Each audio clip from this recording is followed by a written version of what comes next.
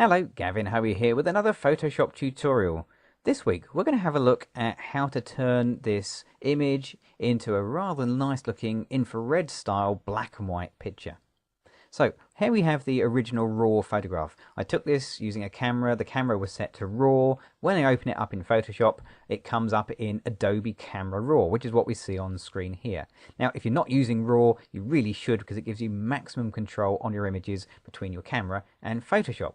So for example, this image is underexposed. It's quite a bit underexposed, to be honest with you. It wasn't one of my best ones, but using RAW, we can fix it. We can move these little sliders around to bring the exposure back. Sometimes it's worth just hitting the Auto tab, just seeing if that works pretty well. Actually, that works very well indeed, so we're happy with that. So what we have now is a good-looking image in color, and we want to turn it black and white.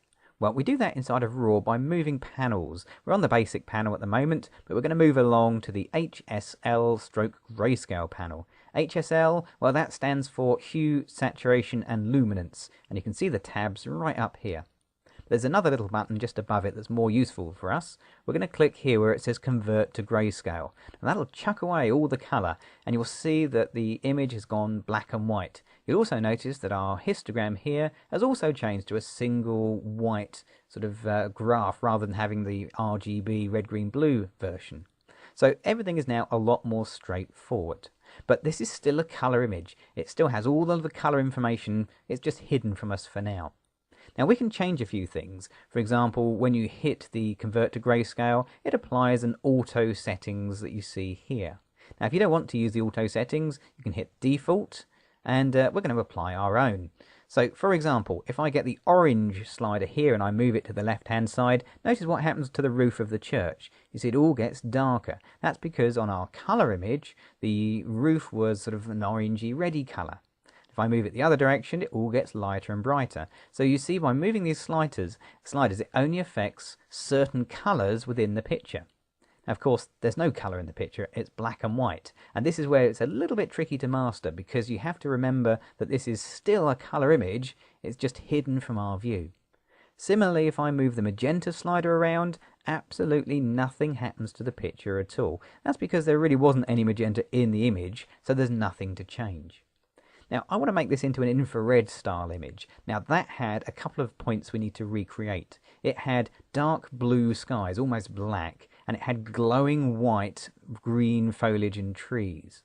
So we're going to do that by moving, let's start with the sky. Let's move the blue slider to the left-hand side, and you'll see our sky starts to darken down. And the more I put in here, the darker our sky goes, until it goes completely jet black. Now for me that's just a little bit heavy, so I'm just going to bring it back just a wee bit. I'm also going to push the aqua slider down as well, because this affects the join between the trees and the sky, where you're having the blue going into the green, and it just gives a little bit more blending in between the two. Now to make that grass and trees glow bright white, I'm going to move the green slider, because of course grass is green, isn't it? So if we move the green slider to the right hand side, it makes everything brighter that was green. But it doesn't really glow bright. Yes, it's brighter, but it's not that much brighter.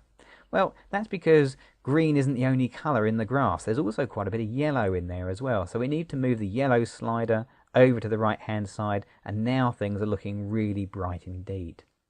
Now I remember right at the beginning that the oranges changed the roof, and I'm going to move the oranges to the side to try and give a bit of punch, a bit of bite into that church roof like so. Yeah, that looks pretty good. Now I'm quite happy with that, but there's another thing we can do whilst we're inside of RAW to give this infrared effect a bit more realism. Okay, let's double click on the zoom tool, and we'll just move our way up to the sky area here. Now in the sky you can see it's reasonably smooth, but in original infrared film you'd see all of the grain as well. It was a really kind of grainy material. Now we can reproduce that a little bit by changing again to the detail tab this time, and I'm going to get the color slider. Now I know there's no color in the image, but the color slider, and just drop that down to the left hand side, and you'll see all of this noise comes back through. Now, to be honest, I had a bit of a happy accident here. Accidentally, I left the ISO on 800. That meant there's quite a bit of noise in here.